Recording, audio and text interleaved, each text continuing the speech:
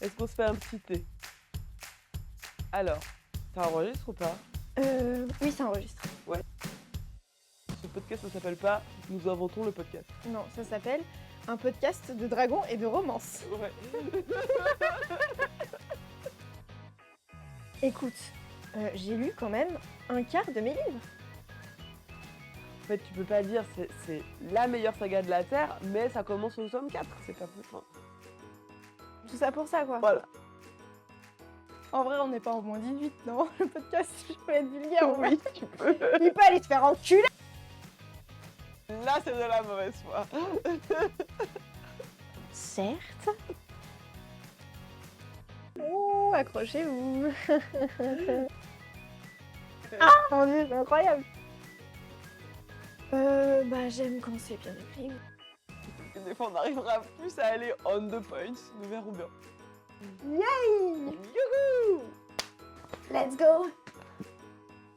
Je dois commencer par quoi déjà? Bienvenue à tous dans... Un podcast de dragons et de romance. Je suis Lecture des Lunes, aka Coralie. Et moi, c'est Laurie Lee Fantasy, aka Laurie. Bonjour, bonjour! Voilà. Ça commence. Ça commence! Aucun Youhou! sérieux ici, vraiment. En vrai, c'est toujours dur de savoir comment démarrer un podcast, je vrai. trouve. On n'a pas encore trouvé notre rythme de croisière. En tout cas, le rythme du début. Voilà, c'est ça. Une fois qu'on est lancé, c'est bon, hein. On pourrait parler pendant des heures. Il faut Clairement. même mettre des timers. Déjà juste pour les tests micro. Ça devrait nous prendre 3 Comme vous secondes. sachiez, là, on a fait un test micro qui a duré 25 minutes. C'est juste parce qu'en fait, on s'est emporté dans ce qu'on était en train de raconter. Hein. Bon alors, on va commencer le podcast aujourd'hui en parlant des sorties du mois de juin, vu qu'on est début juin. Et petite annonce important, on avait dit qu'on vous sortirait le podcast toutes les 2 semaines. C'était vraiment Surévalué. surestimé le fait que j'ai un bébé, que Laurie, elle a 68 projets en même temps, et que du coup, l'un dans l'autre, on n'a pas le time. Donc on va en faire plutôt un par mois, et comme ça, il sera quali. On les sortira tous les premiers mercredis du mois. Exact. Et comme ça, on pourra vous faire les sorties du mois qui est à venir.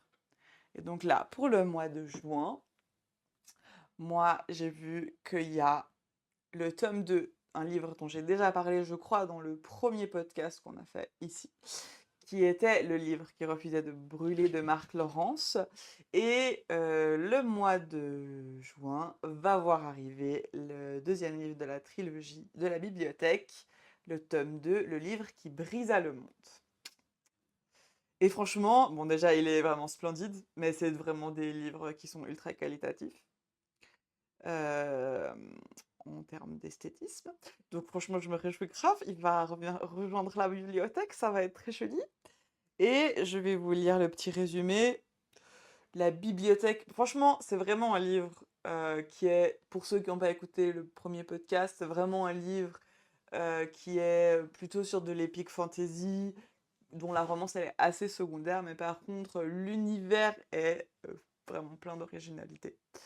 Et on est vraiment sur un univers livresque assez sympa pour toi. Enfin, franchement, je pense que pour toute personne qui, comme nous, adorons les livres, le soin qui est porté et toute la magie et le mysticisme autour de ce que c'est la bibliothèque et les livres dans cette œuvre, peut que nous plaire. Je vois pas à qui ça plairait pas, franchement.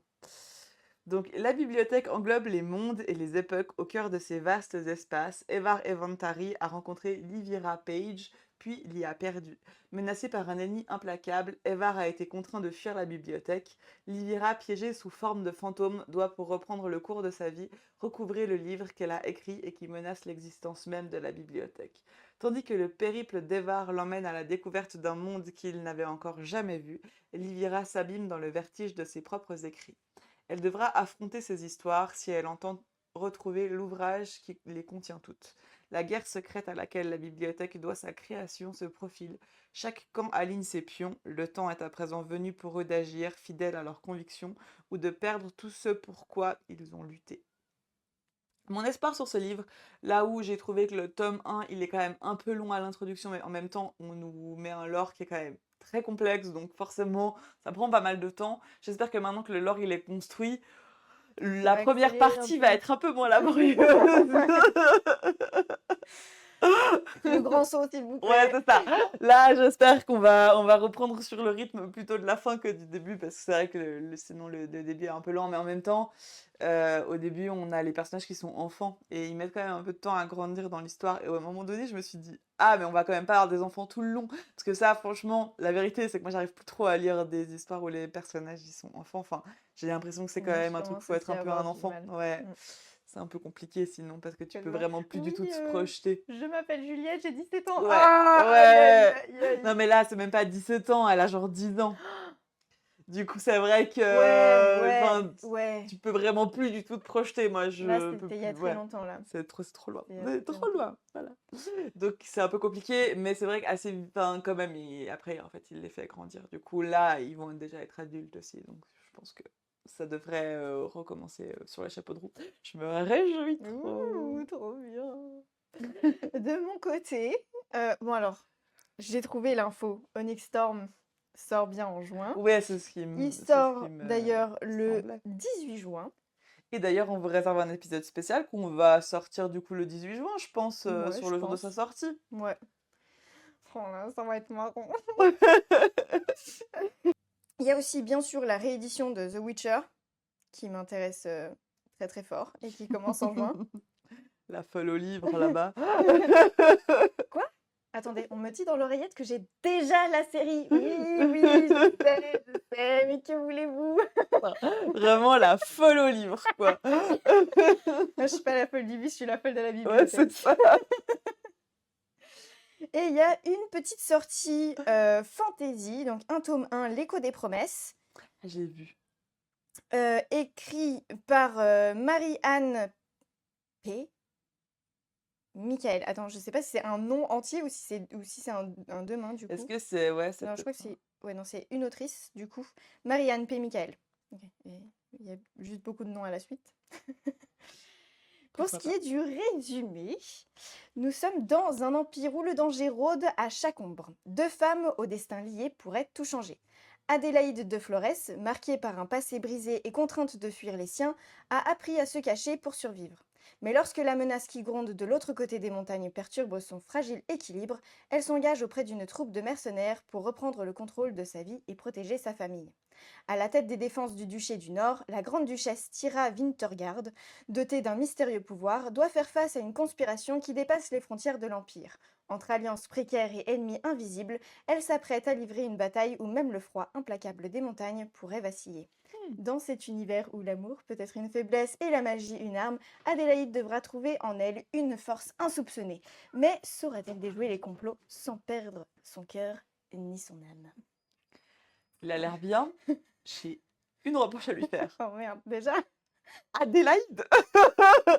Sans déconner. Écoute, au cycle, j'avais une pote qui s'appelait Adélaïde, ok? Bah, c'est coup dur pour elle. Bah ouais, parce que tous mes profs l'appelaient Adrénaline. Non, c'était pas cool.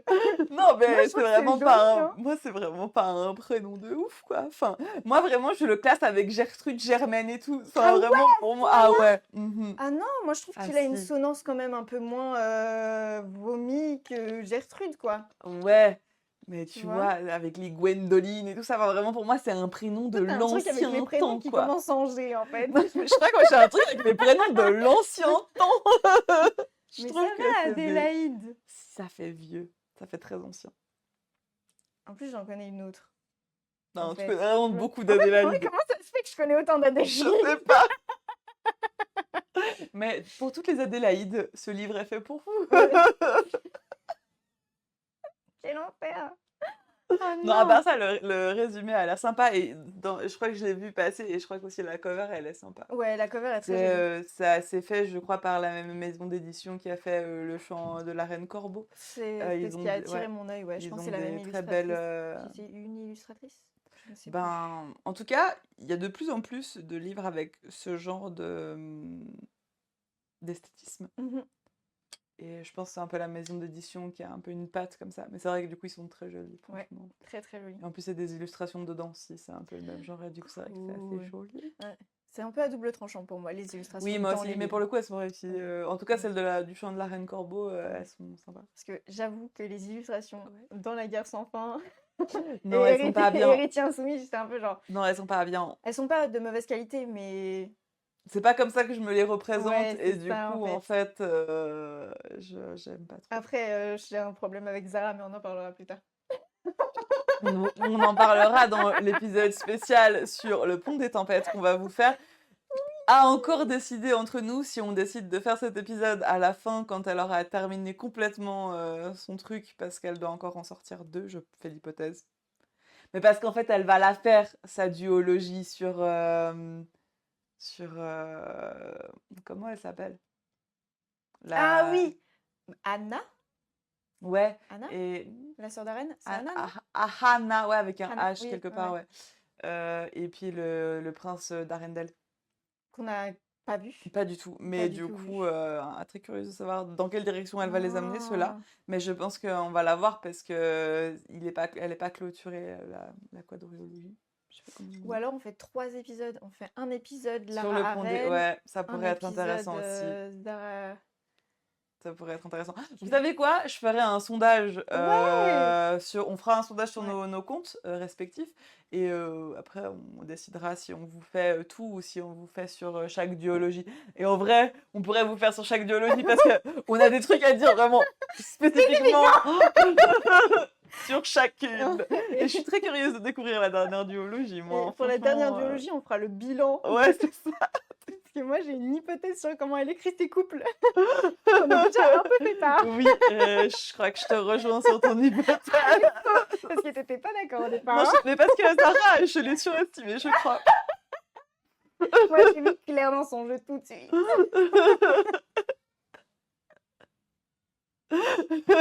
Moi, elle est vraiment moins teubée que Arène quand même, je suis navrée. Je sais pas, j'ai pas encore fini la guerre sans fin, mais pour le moment, elle est moins teubée que Arène. Par contre, elle est tout aussi impulsive. Définis teubé. Ah, là, c'est dur. Hein. Oui, si, il faut que je finisse cet homme pour qu'on ait ce débat, sinon je sens que je vais me faire spoiler. Ouais, clairement. Et là, je vais En avoir plus, moi, je ça. suis vraiment très mauvaise pour garder mes arguments. Moi, un argument, je réfléchis pas s'il spoil ou pas, Ouais, c'est du ça. coup, voilà, les aléas. Si vous n'avez pas compris, on aime vraiment beaucoup cette saga. Et Ouais. Danielle, elle, Johnson, excellente autrice, mis à part ça, mine de Ouais. rien. Elle a un style qui est très cool. très belle à lire. découverte. Très fluide, ouais. Très bien. Et donc, en up, est-ce que tu as un up? Est-ce que j'ai un up? Purée, en fait, j'ai lu tellement de livres quand j'étais à Séoul, pendant mes vacances, Bah ouais. que j'ai découvert beaucoup de bonnes choses. Il y en a, il faut que je choisisse. Et là, ça va se compliquer un petit peu parce qu'ils sont tous un peu bons dans à leur manière. Mais si je dois absolument choisir un up, ça sera Twin Crowns. Parce que il y a déjà un côté sororité qu'on retrouve Oh. très peu En tout cas, rarement réussi. et rarement réussi. Et là, en plus, c'est 2 points de vue de 2 jumelles qui ont été du coup élevées dans 2 milieux complètement différents. Et pourtant, il y a de la sororité. Et du coup, c'est là où je trouve que c'est hyper intéressant. Et pareil, les book boyfriends, les gars. Aïe, aïe, aïe. Aïe, aïe, aïe. D'abord, on est là, ah, Shenlo, ah. Incroyable, ce type.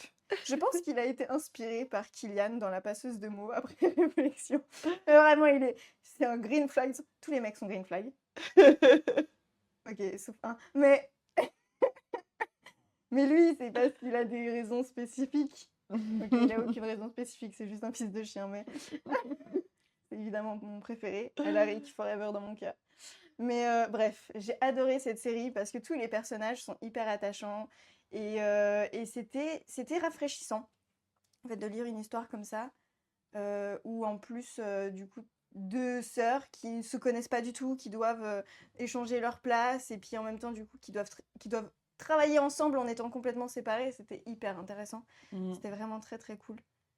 Et il y a évidemment quelques petits bémols, mais à part ça, j'ai passé un très bon moment avec cette trilogie. C'est de quelle autrice, Twin Crowns? Alors du coup, c'est un 4 mains. Enfin, c'est une trilogie à Oh, 4 wow. mains. Donc chaque point de vue en fait est écrit par une autrice. Incroyable. Trop bien. Eh, ça c'est bien réfléchi. Trop bien. Et du coup, les autrices sont Catherine Doyle et Catherine Weber. Je peux voir. Il est très beau. Il est Il est magnifique. très beau. Mais je les ai vus passer, hein, ceux-là. Ouais, c'est vrai qu'ils sont ils ont l'air très jolis et très sympas. Du coup, bah, tu m'as grave donné envie de le lire. Ça, c'est la sororité, ça. Ah, c'est vraiment très très chouette. Donc ouais, ça serait mon up. C'était vraiment une découverte, une chouette découverte. Oui, il a l'air très chouette. Et c'est vrai que le thème de la sororité est souvent assez maltraité dans les livres parce que, Surtout dans la fantaisie, en bah fait. oui, mais même de façon générale, parce que t'as un peu toujours les mêmes dynamiques dans les amitiés féminines, on a toujours un peu les mêmes dynamiques. On a ou un peu la moche et la jolie, il y en a une qui sert à mettre en valeur l'autre. Et, et c'est pas, on sait que c'est pas bien. On a ou des trucs plutôt des meufs qui ne peuvent parler finalement que de gars entre elles, où on n'a pas du tout l'impression qu'il y a des réelles amitiés derrière. Et c'est vraiment superficiel, c'est vraiment que pour faire avant. Ou, enfin voilà, le risque c'est souvent ça, c'est qu'on utilise les amis pour, et surtout les amitiés féminines pour faire juste simplement de l'exposition. Et du coup, ben, les amitiés semblent forcées ou on ne comprend pas très bien pourquoi les personnes elles sont amies.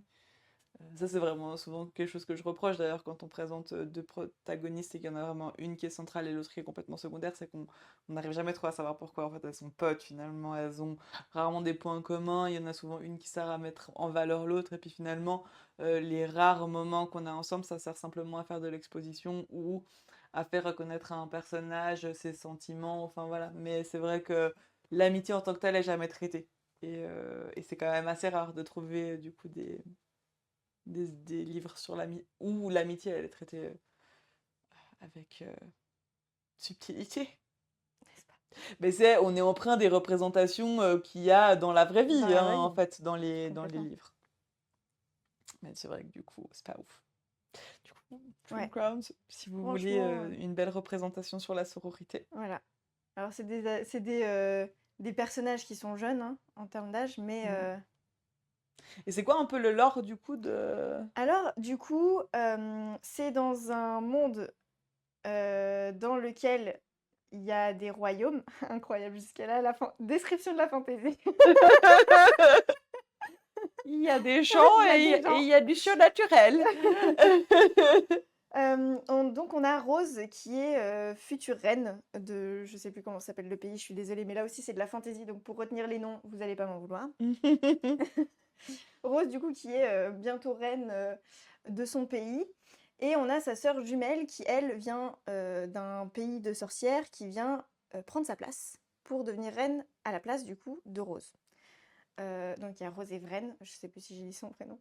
Et du coup, Vren vient du coup pour voilà, prendre la place de Rose et son meilleur pote, Shenlo, oui je l'ai mentionné tout à l'heure, incroyable book boyfriend, kidnappe du coup Rose pour l'emmener du coup dans le pays des sorcières. Bon, du coup, le premier livre, c'est surtout ça, c'est comment Vren, elle prend la place de Rose, et du coup, comment Rose, elle va essayer de s'en sortir pour retourner, en fait, récupérer sa couronne. Et du coup, il y a un peu ces deux choses-là, parce que du coup, Rose va découvrir la vie que Vren a eue, et Vren va découvrir la vie que Rose a eue, et toutes Ok. les intrigues qu'il y a Mhm. derrière, et comment elles sont liées, comment elles ont été déliées aussi, comment Ok. elles se sont retrouvées, parce qu'elles sont jumelles, hein, donc elles sont nées en même temps. Mhm. Comment elles se sont retrouvées séparées, etc. Et c'est hyper cool. Waouh, trop bien. Parce que Bon, même qu'elles sont séparées tout le long du livre, tu sens que le lien il se ouais. crée au fur et à mesure, et Mhm. c'est assez magique, je trouve. Eh ben, on se réjouit de lire ça. Trop bien. Est-ce que tu as un down? Le truc, c'est que là, Là, moi, je suis pas à l'aise de le citer parce qu'on a ouais, vraiment rien de positif à vraiment là, dire. Disons que, pour la petite anecdote, Laurie m'a fait lire, m'a entraîné dans son bourbier en me poussant à demander le même service presse qu'elle.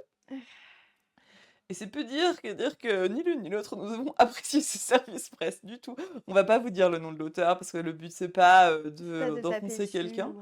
ni le livre, parce que c'est pas vraiment le but. Mais par contre, c'est vrai que Il y a cata des gens cata, qui ont quoi. aimé. Mais non, mais tout le monde se souvient parce qu'il y avait 11 personnes quand même qui ont écouté le premier podcast de Dragon et de romance, ok? Donc, vous savez normalement que Coralie et moi, on trouve que les auteurs masculins ne savent pas écrire de romance. Je suis tombée sur un profil qui en écrit beaucoup et je me suis dit, let's go, Entraînons Coralie dans le bourbier. essayons Ça pour fera voir. un super épisode de Mais moi, podcast. j'ai commencé à le prendre comme un challenge. Premier degré, je cherche vraiment un auteur qui sait bien écrire de la romance. C'est devenu un challenge. Et du coup, je vois ça qu'en plus, voilà, il a commencé à faire de la fantasy aussi, donc de la romantaisie, etc. Je me dis, mais c'est parfait! On va se donner tort, ça va être trop Vlatipa. Qu'on avait raison, finalement. bien! Et d'ailleurs, une meuf que je suis sur Insta et qui est quand même à ses côtés et qui est éditrice, elle faisait vraiment le même constat que nous. Ah ouais? Elle disait que elle aussi, elle quand même chronique pas mal de romantaisie et de fantasy et de romance. Donc je fais l'hypothèse que c'est quelque chose qu'elle aime bien. Et elle disait aussi qu'elle ne lisait plus que exclusivement des romances écrites par des femmes. Et elle disait assez justement un autre truc, c'est que bah, ça va être notre down de nouveau, hein, c'est que les hommes ils savent pas écrire la romance bordel de merde.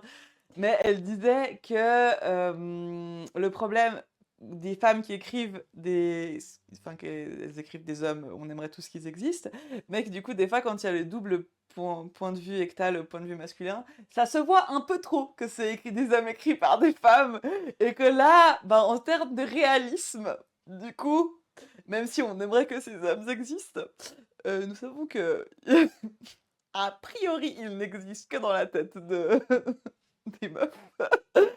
Et c'est peut-être ce qui fait que finalement la race humaine continue à perdurer, c'est que les femmes continuent à idéaliser des hommes qui n'existent pas. On continue à s'auto-alimenter d'espoir. Mais du coup, elle disait que finalement, quand il y avait des doubles points de vue, des fois, elle avait un peu ce problème-là de trouver que les hommes manquaient de réalisme quand ils sont écrits par des femmes parce qu'ils étaient un peu trop idéaux. Pas tort. Bon, après, je suis désolée, hein, mais penser à faire un café à ta meuf qui est en PLS sur le canapé parce qu'elle a ses règles, c'est pas idéaliser un mec. Bah, le problème, c'est que oui, enfin, en fait, Bah oui, non, mais tu vois ce qu'on veut on dire. est sur un On est monde un peu bloqué en triste fait. où On est les gars sont bloqué. pas à la hauteur et que du coup, On forcément, est bloqué. bloqué. Bloqué. Ouais, non, c'était un peu la cata. C'était un peu la cata. Je vais pas vous mentir, il est passé en dessous de l'apprentie faucheuse Ça, c'est coup dur, hein. dans mon top mauvais livre, quoi. Ouais. Oui, non, c'est pas très bien. Il a pas Il y a très beaucoup de problèmes en bien fait. écrit son livre. Il y a quand même Il y a beaucoup de beaucoup de problèmes problèmes. en dehors du fait que la romance n'est pas très Voilà. bonne. Et puis en plus, Structurellement c'est vrai que la parlant, romance n'est pas très bonne et donc peut pas relever. En fait, peut-être que c'est dans les. Parce qu'il faut pas oublier que c'est quand même un auteur qui est auto-édité et tout ça, donc on sait que qu'il y a qu'on des va être défauts face à des d'écriture lacunes, qui ouais. sont quand même plus souvent présents dans les livres auto-édités, même s'il y a toujours des pépites qui existent. Bah, c'est vrai que moi, je peux assez facilement passer outre des petits problèmes Voilà, les coquilles, de bon, coquilles, ok. même des défauts d'un style d'écriture où tu sens que le genre il est encore un peu balbutiant. Quand il y a des personnages qui sont sympas ou quand il y a une romance qui peut un peu m'accrocher, et là le problème c'est que il y a des coquilles, le style d'écriture est clairement pas abouti, et en plus de ça, les personnages m'ont pas du tout accroché et souffrent de tous les stéréotypes Ah, c'est possibles affreux. et imaginables de genre. Donc c'est vrai que c'est un peu... quand on a C'est l'habitude de lire des romances écrites par des femmes, dont c'est... ou à minima qui cherchent un petit peu à s'émanciper de ces stéréotypes, ou au moins que les stéréotypes sont un peu... on mérite d'être un peu sexy, disons. Des fois, ça peut être un peu sexy. Pas grand attrait, finalement, du coup. Non, tu parlais de clichés sur les personnages et pour moi qui est du coup terminé ce service presse, oui, j'ai eu le courage de tout lire. J'avais je sais pas, je voulais vraiment avoir tort. Même juste en termes d'histoire, si tu veux, tous les clichés de la fantasy et des plot twists et des trucs et des machins, ce livre est un fourre-tout de clichés Ouais. sur tous les aspects. Alors, je comprends que quand tu lis ces romans, juste romance à la base, un peu comédie, et que tu passes sur ceux-là, tu kiffes parce que du coup, tu connais pas du tout la fantasy. Mm. Donc, tous ces clichés-là, t'es pas familier avec. Donc, je comprends ceux qui le suivent et qui ont aimé ce livre.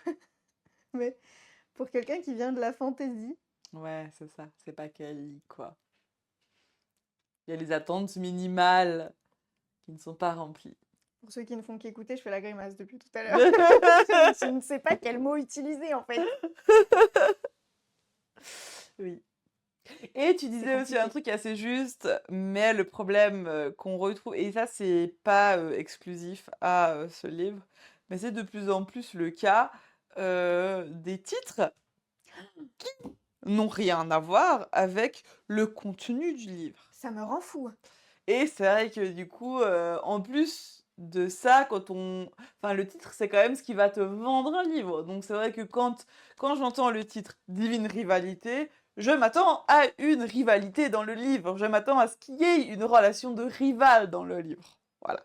Si cette attente n'est pas remplie, j'ai de grandes chances d'être déçue, même si le livre est bon. Ça rend fou les gars. C'est dommage. Ça rend fou les C'est gars. vraiment des défauts qui pourraient être super facilement. Enfin, je comprends pas pourquoi les maisons d'édition, elles sont pas un peu plus regardantes face à ça, parce que c'est vraiment des choses que même on trouve assez facilement sur Mais des livres le problème, c'est que c'est justement qui sont très publiés. souvent les maisons d'édition qui changent Ouais. les titres. Bah, typiquement, Scoloman, c'est un très bon exemple. Mm. Parce que à la base, l'autrice a appelé son livre euh, Promotion funeste. Mm. Donc, promotion, tu comprends que c'est un truc qui est en rapport avec l'école, et funeste, bon, c'est plutôt explicite. Il y a de la mort dans le bordel. Ok. Le problème, c'est que, bon, déjà, l'édition brochée qu'ils avaient faite était moche au possible. Je pense que l'éditeur ne croyait pas en cette histoire et ils se sont vraiment pas donné beaucoup de peine pour le rendre joli et pour le rendre vraiment attirant. Et ensuite, ils ont fait le format poche et ils ont complètement retravaillé l'esthétique. Qui pour le Nouvelle coup est très couverture, joli. nouveau titre, et Mm. là, ça s'appelle Scholomance. Moi, j'ai vu ça, j'ai direct acheté. Bah ouais. Direct. Mm. Il n'y a pas de cartomancie dedans. Pas du tout. Mais tu comprends que c'est dans une école et qu'il y a un truc magique et que machin, etc. Et finalement, je trouve que le titre va beaucoup mieux que Promotion funeste. Mm. Et en plus, du coup, il s'est vachement mieux vendu en poche qu'en format broché classique. Je crois qu'ils n'ont même pas sorti le tome 3 en broché classique. Donc, vraiment, bien joué. Parce que c'est génial, ok? Si vous n'avez pas lu Scholomance, allez-y, les 3 tomes sont sortis, c'est absolument magnifique. J'ai pas lu le tome 3 encore. Mais moi, j'ai adoré. Le book boyfriend de ce livre, c'est, je pense, le pire book boyfriend que vous pouvez voir. Mais pas parce que c'est un red flag, juste parce qu'il en a rien à foutre. Et il est génial. J'ai jamais vu un book boyfriend comme ça. Vraiment, c'est rafraîchissant, c'est trop sympa. À un moment, elle s'est fait la réflexion en mode putain, je suis amoureuse d'un abruti. C'est génial. Oh, je me réjouis. Ah, franchement, c'est génial. Je me réjouis de vous. Mais ouais, non, mais c'est comme j'ai lu du coup euh, de La Foudre et la Fureur. Oui. Ouh là là. D'ailleurs, on a vu tes petites stories. T'avais l'air de passer un super moment. Allez, vas-y. Troisième down. La Fanfic foudre et la d'adolescent. foudre. C'est de Jennifer El Armentou. Ouais. Armentrout. Armen Trout, ouais. Bon, je sais pas à quel âge elle a écrit ça, mais c'est clairement, je pense, le genre de truc que tu écris quand tu es une adolescente en souffrance. Je pense, j'ai reconnu des trucs, ok? Je lui tire pas une balle à elle, c'est vraiment, j'ai reconnu des trucs, des situations, les interactions entre les personnages vraiment pas ouf, vous voyez, ce genre de truc. Et puis, il y a une intrigue complètement tirée par les cheveux et parfois un peu bête. Des personnages aussi absolument stupides, mais bon, ça c'est encore tout à fait autre chose. Et le problème, c'est qu'il n'y a pas de foudre et il n'y a pas de fureur.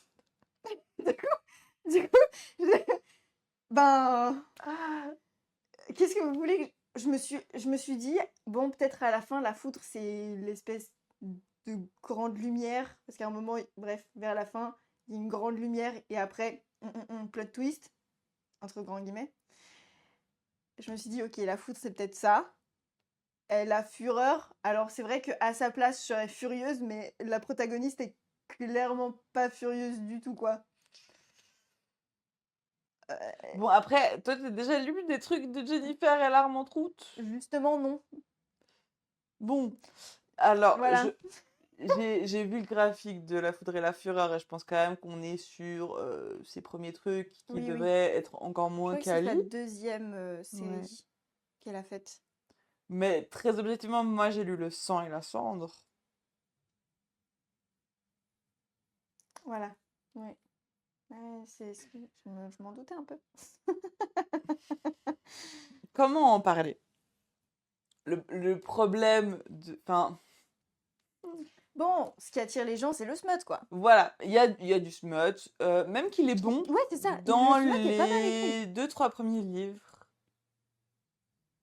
En tout cas, dans Il y a- la foudre et la fureur et le de sang et de sang et de sang et de ruine, je sais plus. Rage et de ruine. Mais n'importe quel mot, de toute manière, il n'y en a pas dans le livre.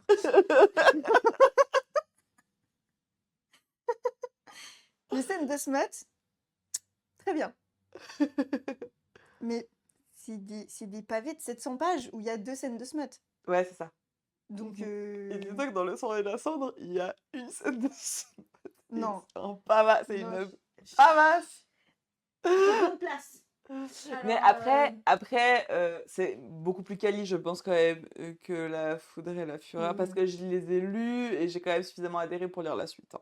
Ok. Donc c'est que j'ai quand même... Mais en fait, moi, mon problème avec Le Sang et la Cendre, c'est que le premier était pas si mauvais. Je pense qu'on aurait vraiment pu virer 300 bonnes pages. En fait, moi, mon problème de Jennifer et l'Armentroute, c'est qu'elle écrit des trop gros livres pour le contenu. Ouais, j'ai trouvé. Très C'est long. des pavasses, C'est vraiment, ils très sont long. immenses. Alors qu'en fait, finalement, il s'y passe pas grand-chose, il pourrait franchement être Ouais. écourté.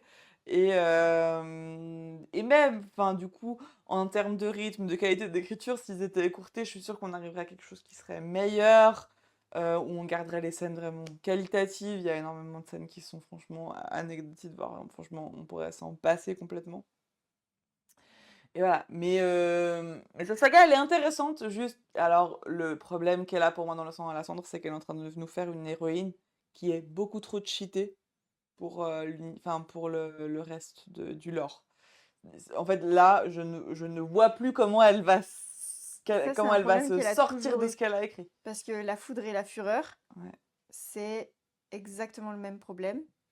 Ces personnages sont trop overpowered et ça pose trop de problèmes en fait sur l'histoire en fait parce que il y a aucun enjeu et en même temps après on essaie de te mettre des twists en mode ouais mais t'as vu en fait ils sont pas si puissants que ça. Oui mais du coup tu te contredis, ça n'a plus C'est aucun ça. sens, c'est très C'est très ou très un complexe. problème après avec la cohérence, Ouais. ou en fait, t'es là, mais en fait, toi, tu y vas, et puis tu wipe out tout le monde, et puis c'est bon.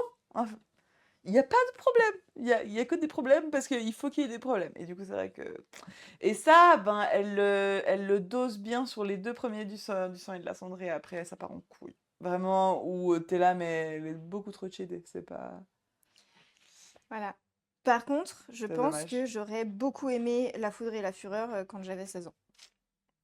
Ouais, je pense que le sang et la cendre m'auraient plus séduit aussi quand j'étais plus jeune. Mais ça revient avec ce que je disais tout à l'heure, c'est vraiment le profil que j'avais quand j'avais 16 ans, c'est-à-dire jeune fille Mm. torturée avec des secrets sombres. J'avais besoin de me retrouver dans ce genre de lecture, donc t'écris ça quand t'as cet âge-là et du coup Ouais, tu lis ça quand t'as cet âge-là, quoi. c'est clair. Et du coup ça te plaît. Bah oui. En plus, c'est une histoire avec des anges et tout. T'as envie de baiser avec un ange, tu vois. Let's Bah go. bien sûr. Mais Donc, d'ailleurs, j'imagine qu'elle l'a écrit exactement quand il y avait les Hush Hush, Maximum oui, Ride oui, oui. et tous ces lores justement Bah ouais. d'anges. En fait, C'est j'ai très lu ce truc et je me populaire. suis dit, waouh, soit année 2000, hein, Ouais. incroyable. Putain, les Hush Hush, tu les avais lus, toi? Non. Aïe, aïe, aïe. Mais en fait, moi, je regardais juste Supernatural à cette époque-là. C'est tout. Concrètement, c'est Ah, à peu près. franchement, je me rappelle de rien. Je sais juste que je les ai lus. Mais je me demande la gueule que ça aurait aujourd'hui, ça. Mais je crois qu'il faut pas que j'aille Non, il faut pas. vérifier. Il faut pas faire ça, il faut pas faire ça. Je crois que j'ai trop de bons trucs à lire pour me permettre d'aller lire des merdes comme ça. Il y a plein Des de merdes, pardon, c'est pas poli. voilà, livres comme ça. Bah, disons que les années 2000, c'était le meilleur moment de personne, quoi. Ouais, c'était un peu compliqué. Ouais, c'était un peu compliqué. Et il y a par rapport à ça, justement, où tu dis, ouais, si je les lisais maintenant, qu'est-ce qui se passerait? Moi, je te dis, j'ai lu La Fureur et la Foudre, La Foudre et la Fureur, pardon. J'ai rigolé à des moments où c'était très sérieux. Il y a des moments vraiment. En plus, il faut savoir que du coup, à Séoul, je lisais et j'écoutais les livres parce que du coup, comme je marchais beaucoup, j'avais aussi pas mal en audiobook et donc je marchais dans les rues et il y a des fois où j'éclatais de rire en plein milieu de la rue parce que. Ah mais oui, ah là là, c'est vraiment incroyable que j'ai mis en story. Si vous ne me suivez pas, vous ne savez pas ce que vous manquez. Vu que vous ne me suivez pas. Bref. À un moment, le protagoniste, donc le love interest, il dit à la meuf, ouais, t'as pas intérêt à faire ça et tout, nanana, en mode je suis ton protecteur, t'as vu? Et elle lui dit genre, ah ouais, et tu vas faire quoi? Et il lui répond, quelque chose.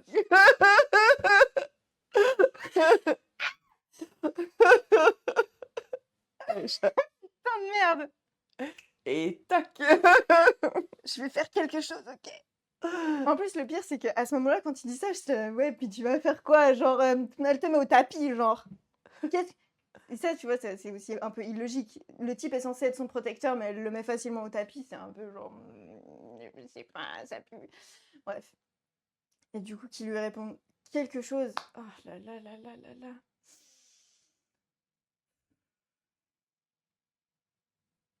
Ça m'a dégoûté des anges. Vraiment, Bon. parce que vraiment, ils peuvent pas menacer, tu vois. Genre, même dire, genre, je sais pas, t'attacher, j'en sais rien, aller raconter ça à ton père. Genre, je sais pas, tu vois. En plus, Jennifer et la Remontroute, elle est bien attachée ses personnages. Quelque chose. Quelque chose. Qu'est-ce que tu as quelque chose. C'est le seul truc que j'ai retenu du livre en plus. Bah, c'est coup dur pour le bouquin quand même, là, parce que c'est aussi une pavasse. Ah ouais, putain! Non, mais vraiment, hein, j'ai rien retenu d'autre. Hein. Alors, j'ai l'histoire dans les grandes lignes, quoi. Je crois que le type s'appelle Gabriel. Je sais même plus comment la meuf s'appelle.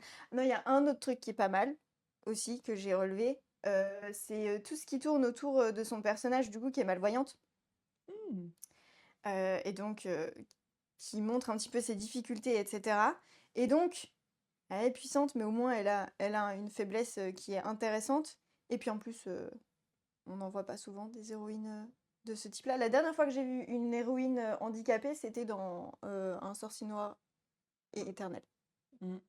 Où elle a un problème physique, je crois à la jambe, si je dis pas de bêtises. Je crois que c'est un musculaire ce qu'elle a comme problème. Et Force Wing, avec Violette, effectivement. Et sinon, j'en ai pas trouvé beaucoup plus, hein, des héros ou héroïnes qui ont un handicap. Ah bah c'est pas très courant. Hein. En Et tout mais par cas, contre, c'est en train ouais, tranquillement d'arriver. Mais ça, c'est à noter. ouais. Et en plus, dans Force Wing, il y a pas que le handicap de Violette. Tout le monde a un peu des handicaps. Oui, Après, ok, ça je vais pas le dire.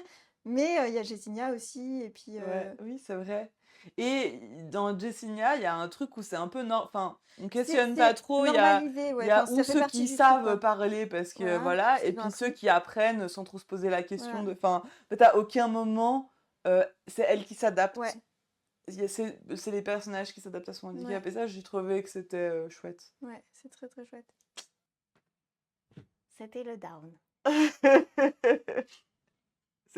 C'était les nombres down. C'était On un est quand même florilège de down. plus doué pour les downs que les ups, de façon générale en ce moment quand même. Non, Mais, les ups, j'en ai choisi qu'un parmi tous ceux oui, que j'avais. c'est vrai. Et on va passer au roco. Alors, moi, j'ai une superbe reco qui s'appelle Le chant de la reine Corbeau. Écrit par Isabelle. J'ai oublié son nom. C'est un scandale quand même, ça. Isabelle Lozac.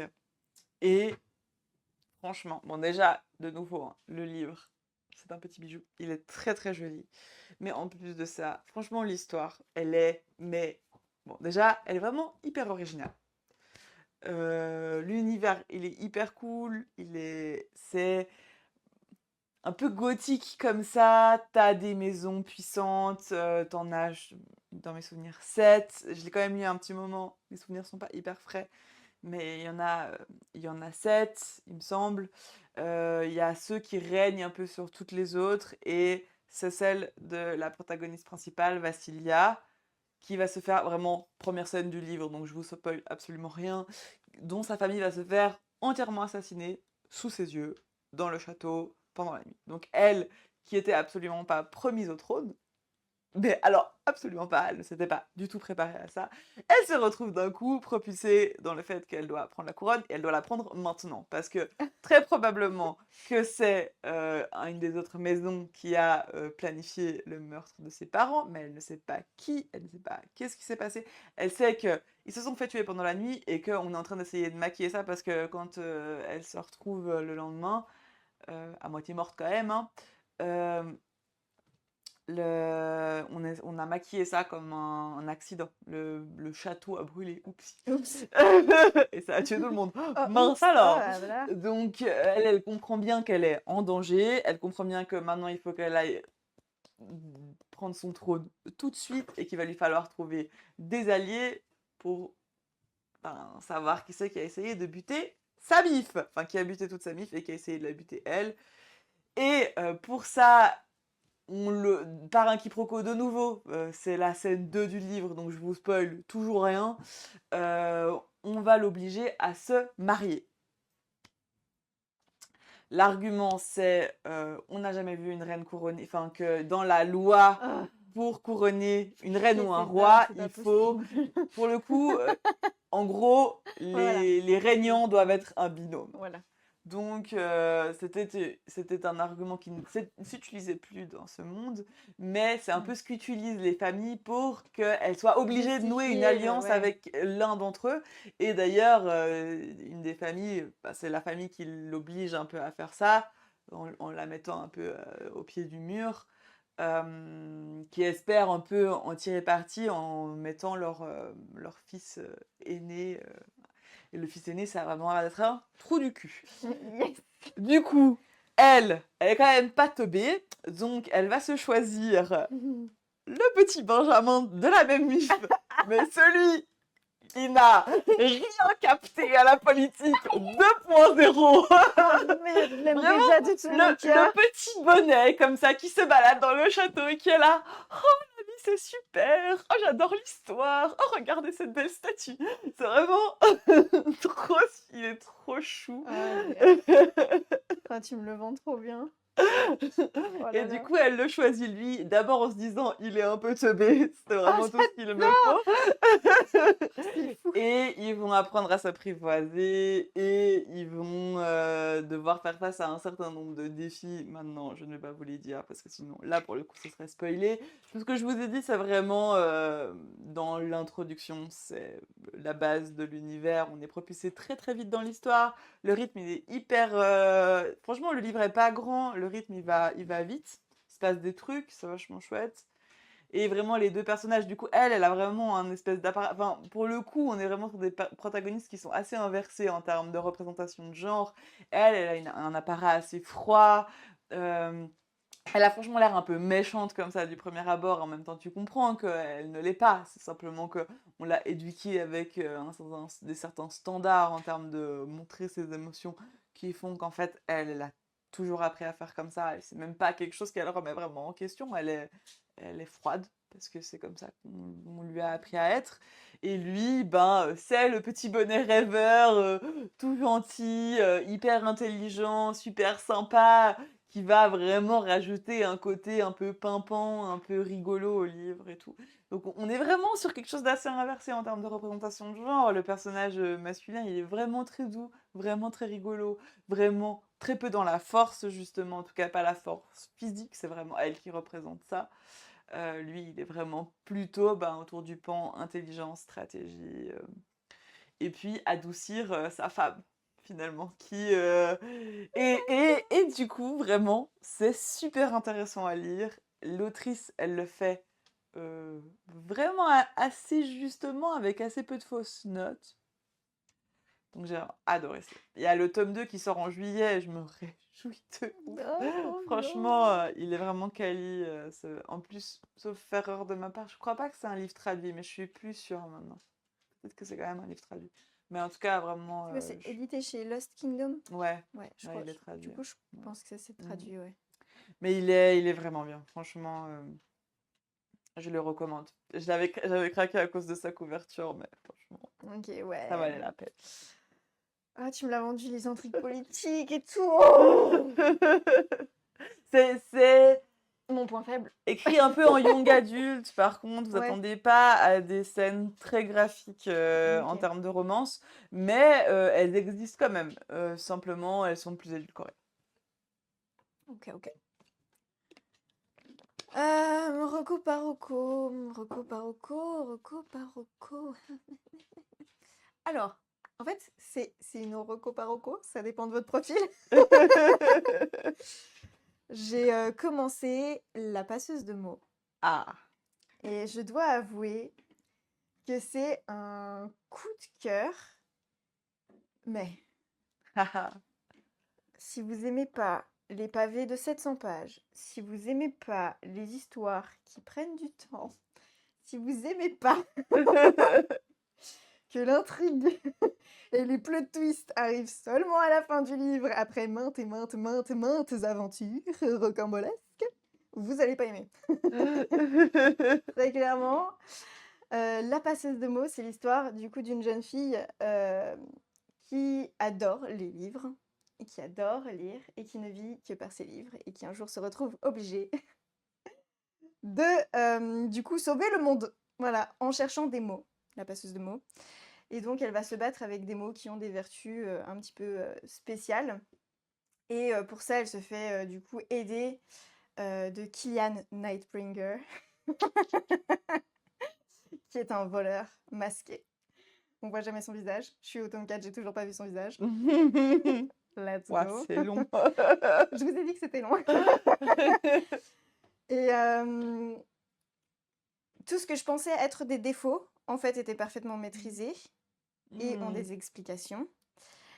Et ouais, il y a en fait cette synergie entre ces deux personnages-là qui est vraiment, je trouve, hyper magique, hyper bizarre. Je ne saurais pas comment l'expliquer, mais ils vont vraiment hyper bien ensemble. Et Kylian, juste, il me fait rire, mais à chaque fois qu'il ouvre la bouche, j'ai envie de rigoler et de lui mettre un coup de coude dans le nez, mais ça, Lequel qui gagne? Nous ne savons pas. Ah, on sait pas trop, ça dépend. Non, franchement, j'ai vraiment adoré parce qu'il se passe plein de choses. Tous les personnages qu'ils rencontrent aussi au fur et à mesure sont hyper attachants. C'est génial. C'est pas complètement manichéen parce que du coup, l'héroïne, elle doit faire des trucs pas Mhm. cool et elle s'en rend compte et elle culpabilise et en même temps, elle sait que Elle n'a pas le choix. j'ai pas le choix. Mm. Et ouais, l'intrigue est vraiment cool. Mm. Et- Il est dans ma palle, lui. mais c'est Mm. vraiment Allez. gros morceau. Si Mm. vous voulez un conseil de lecture pour le finir, c'est vraiment de lire partie par partie, aventure par aventure. Parce que comme ça, vous allez au moins avoir l'impression, tu vois, une aventure se termine, tu as Mhm. une sensation de c'est terminé, tu vois. Parce que c'est long. Je vois. chaque fois. Et moi, j'ai une paroko aussi, Oh quand là. même. Parce que je me vous savez que j'aime bien raconter mes petites histoires. Je me promenais chez Cultura Oh, encore un Cultura. et Vas-y. je vois un livre. Franchement, la couverture, elle est très jolie. Ah, je sais ce que Très, c'est. très jolie. Et puis, je l'avais déjà vu. Mais je m'étais dit, non, Coralie, tu ne craques pas sur des livres à cause de la couverture, tu finis quasiment systématiquement déçu. Sauf que je venais de lire Le Chant de la Reine Corbeau, qui était un craquage à cause d'une couverture qui s'était super bien terminée. Alors je me suis dit, genre, c'est bon, la malédiction est rompue. Soyons fous. Et en plus, je vois dessous une petite pancarte où c'était écrit coup de cœur du libraire, avec un petit mot qui disait à quel point ce livre était extraordinaire. Du coup, je me suis dit, bon, je prends peu de risques. La couverture est trop belle. Le libraire a l'air de dire que dedans c'est super aussi. En plus, c'est aussi édité chez Lost Kingdom, non? Voilà, Donc même maison d'édition même maison que d'édition. La Reine Corbeau. Et c'est d'ailleurs peut-être, j'aime bien le graphisme de Lost Kingdom, je pense.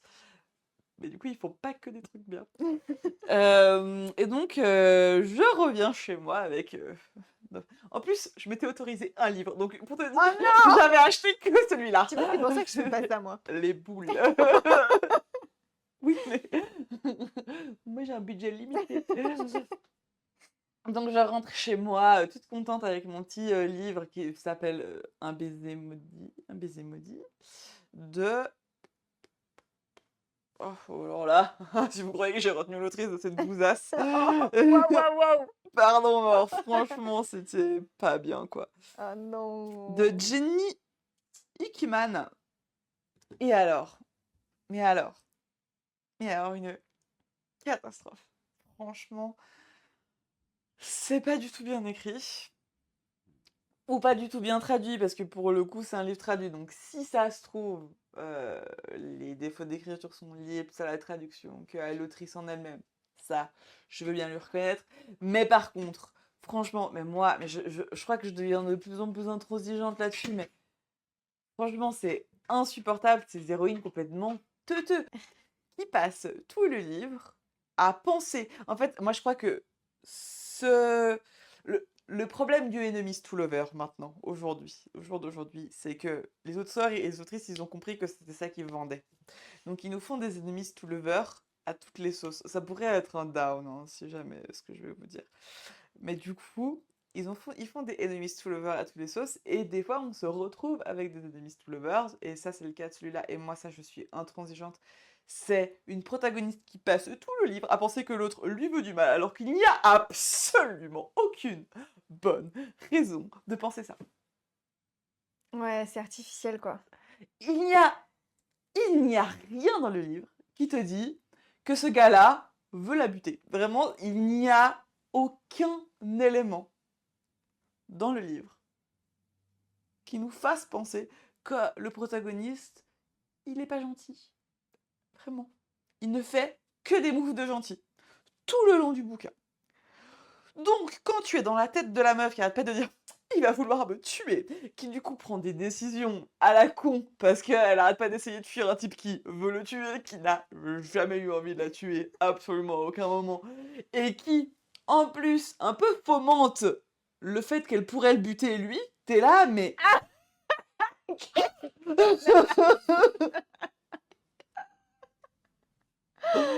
Donc, laissez tomber. Moi, ça, c'est vraiment, je crois que là, maintenant, c'est mes plus gros red flags, c'est ça. Et assez vite dans le livre, je me suis dit, mais en fait, là, on n'a aucune bonne raison de penser qu'il est malveillant et qu'il lui veut du mal. Et, et vraiment, on est un peu sur presque un délire de, tu sais, c'est les humains vs les monstres. Et vraiment, je te jure, ça donnait des vibes un peu discriminantes, problématiques. Je tape là, Ah oui, genre, c'est ce que tu m'avais dit. tu remplaces les monstres par, je sais pas moi, Une ethnie au hasard. voilà. Et t'as un truc un peu raciste, finalement. Donc, j'arrivais pas à me sortir ça de la tête. Je l'ai lu en diagonale, hein. Je l'ai terminé parce que je voulais faire un post dessus, parce que le livre était trop beau pour pas faire une jolie photo Instagram, mais franchement, vraiment, y allez pas. Il est pas bon. Il est pas bon. Je vois pas trop les points positifs pour le coup de ce bouquin. Et vous savez que je suis plutôt douce en général. J'essaye de trouver toujours des trucs un peu sympas, mais alors là, à part le lore un peu original et en fait qui est vraiment sous-développé. Il faut Finalement, arrêter les enemies to lovers quand vous savez pas faire un vrai enemies to lover. C'est pas grave que quand ce ils soit sont pas pas des enemies to ennemis, c'est lovers. ça, ils ont pas Ouais. besoin. Et en fait, le problème aussi de Strope, c'est que j'ai l'impression qu'il y a une mauvaise compréhension de ce que c'est. Dans le sens où si l'histoire commence et ils sont censés être ennemis, mais que au chapitre 5, Ils le sont plus. on voit qu'ils commencent à œuvrer ensemble, tu vois, genre, bah en fait, finalement, comme dans Héritier Insoumis, tu vois, Mm. c'est pas un enemies to lovers. Mais pour moi, Héritier Insoumis, c'est pas un enemies to lovers, c'est un amour interdit. Oui, complètement. Et je pense qu'il y a beaucoup de gens qui Qui confondent les tropes. confondent les deux. Ouais. Oui. Et d'ailleurs, moi, je trouve le trope amour interdit beaucoup plus sexy que le trope enemies to lovers, personnellement. Après, les bons enemies to lovers restent Les indétrônables, bons mais, enemies to lovers. mais en fait, ils sont finalement assez peu. Parce que même, tu vois, sur les grands classiques, Force Wing ou comme ça, pour moi, Force Wing, c'est pas un enemies to lovers. En fait, elle passe un bouquin entier à penser qu'un type qui ne montre absolument aucun signe de vouloir la buter veut la buter. Attends, il y a ça, et dans sa tête, quand elle le voit à temps soit, elle est en mode « Waouh, il est sexy là, elle me vend !» Grave. Donc, c'est clairement pas un enemies to lovers. Clairement pas. Qu'est-ce qui est vraiment enemies to lovers dans ce qu'on a lu? Pour donner des exemples. Le prince cruel. Ou il était une fois un cœur brisé. Ou il était une fois un cœur brisé. Parfait. J'ai été Ou très vulgaire, Caraval hein. d'ailleurs, mais les tomes Car- 2 et 3. Je sais pas si t'as entendu, ça faisait longtemps qu'on s'était pas vu. Vous nous direz en commentaire si Oui, ça ça s'entend. si ça s'est vu. Donc maintenant, on va sortir le podcast tous les mois, avec des petites exceptions sur les podcasts un peu événements, comme Onyx Storm qui sortira du coup le jour de la sortie de Onyx Storm. L'Héritier Insoumis, on va, enfin les duologies, on va Saga, essayer ouais. de les tourner prochainement. On verra comment on vous les sort. Si on vous les sort en épisode spécial, un peu dans des mois comme ça, pour que l'attente soit pas trop longue. Merci parce que j'ai vu que ça remontait un peu les audiences du podcast. Ça nous fait très plaisir. Et on a reçu nos premiers commentaires aussi, qui étaient Oui, trop adorables. Merci oui. beaucoup, vous êtes trop chou. Du coup, ça fait hyper plaisir. N'hésitez pas à venir nous laisser des petits commentaires. On est Oui. toujours hyper content de vous lire. Ça aide à référencer le podcast aussi. De ouf. Et voilà. Et à partager quand vous nous écoutez en story. Grave, ça nous ferait plaisir De aussi. ouf. N'hésitez pas à Et nous taguer. n'hésitez pas aussi à venir nous dire si vous avez des livres dont vous aimeriez qu'on me parle, ou des auteurs ou des autrices. Si vous avez des auteurs qui écrivent bien des romances vraiment, mettez-vous bien, laissez plein de commentaires. Oui. Dites-nous, on Oui. demande qu'à avoir tort. Par contre, attention, on commence à reconnaître les noms d'auteurs maintenant. On commence à en essayer un peu trop à mon goût. Merci. Merci.